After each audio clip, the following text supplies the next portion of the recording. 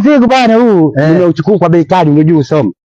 Naona. Nataka nimalizie mzigo kutengeneza kipande changu kule Mbagala. Sio hapa juu kule Mbagala tatu hapa juu pale. Basi kule Kinondoni siku mbwa mrefu bwana.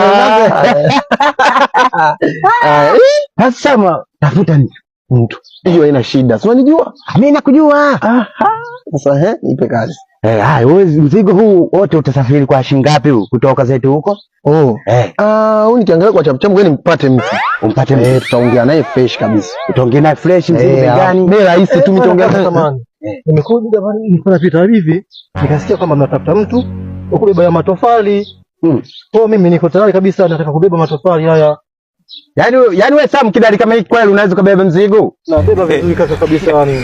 Wewe Sam wewe? Kaka. Nakwambiaje? Nataka kubeba.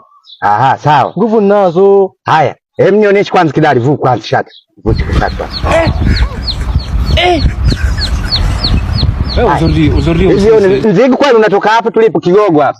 Mpaka ufike Mbagala tofali moja kidali kama hiki kusoma utamaliza mzigo. Kaka, nitaweza kabisa tamaliza vizuri. Mimi sitaki kufanya kazi. So mtafutie watu bwana. Kaka samahani bwana. Nataka nibebe kaka. Naomba nibebe. Huyu hawezi. Atakuja kufa. Ndugu yangu, ila mnanizarau mimi naweza. Basi sasa mtafute watu. Hamna shida.